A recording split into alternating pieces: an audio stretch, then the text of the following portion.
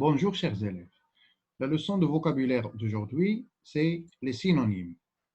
Alors vous savez que les synonymes sont des mots qui ont un sens proche. Les synonymes, ce sont des mots qui ont un sens proche. Regardons cette bande dessinée. Alors Cubitus se vante de ne pas être un chien de race. Qu'est-ce qu'il dit? La preuve, c'est écrit sur mon pédigré. Race indéterminée. Synonyme, imprécise, indéfinissable, indéfini, flou, confuse. En un mot, mystérieuse. Tenez, tenez, tenez. Alors, on va relever les adjectifs cités par Cubitus pour caractériser sa race. Les adjectifs utilisés sont indéterminé, indéterminé, imprécise, imprécise, indéfinissable, indéfinissable, indéfini, indéfini, flou, confuse, mystérieuse. Alors, à ton avis, que veut dire un synonyme? Alors, on a dit, un synonyme, c'est un mot de sens proche, de sens voisin, qui ne dit pas tout à fait la même chose, mais qui a un sens voisin. Par exemple, un écolier, c'est un élève, c'est un étudiant. Alors, c'est un sens voisin. Parce que l'étudiant, normalement, ou bien collégien, ne veut pas dire tout à fait la même chose qu'un élève, mais c'est un synonyme, c'est son synonyme. Alors, on passe à la règle et on va voir quelques exemples pour mieux comprendre. Des mots qui signifient la même chose ou ont un sens voisin sont des synonymes. Je répète, des mots qui signifient la même chose ou ont un sens voisin sont des synonymes.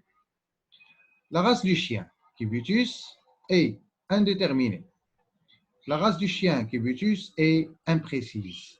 Alors, imprécise est le synonyme de indéterminé. On utilise des synonymes pour éviter les répétitions ou enrichir un texte en apportant des nuances. Quelle délicieuse odeur! C'est le parfum du chocolat. Alors les mots parfum et odeur sont des synonymes. Et on a remplacé odeur par parfum pour ne pas répéter la même chose. C'est pour éviter la répétition du mot odeur. Les mots synonymes ont la même nature. Ça veut dire qu'ils ont la même classe grammaticale. Le synonyme d'un nom est un nom.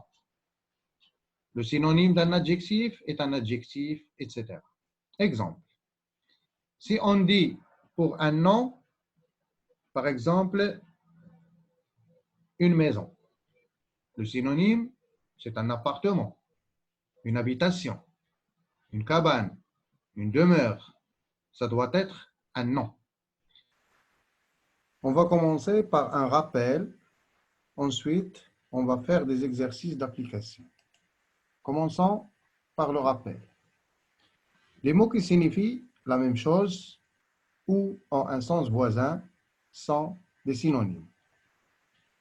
La race du chien, Cubitus, est indéterminée. La race du chien, Cubitus, est imprécise. Indéterminée et imprécise sont des synonymes.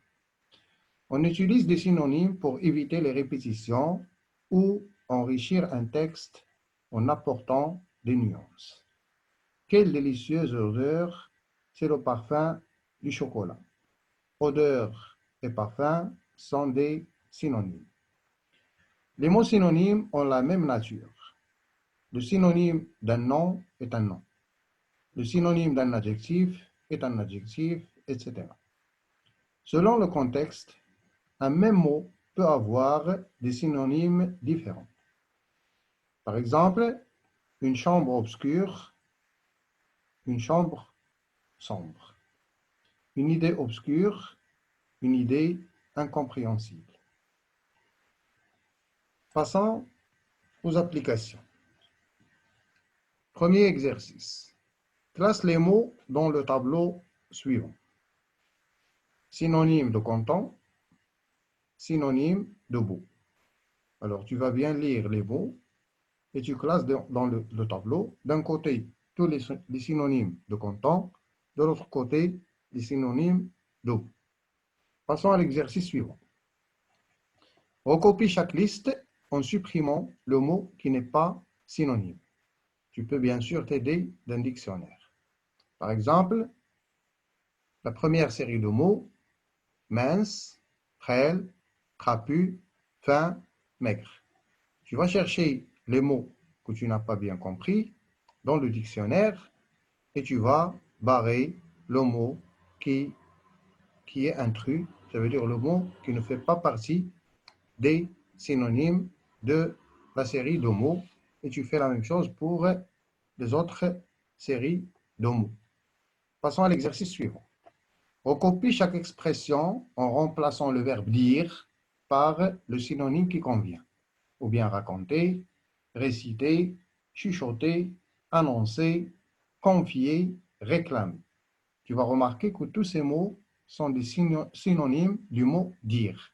Mais selon le contexte, selon la phrase, tu vas choisir le verbe qui convient le plus ou bien le mieux pour remplacer le verbe dire dans chaque phrase. Alors, tu vas remarquer que toutes les phrases commencent par dire.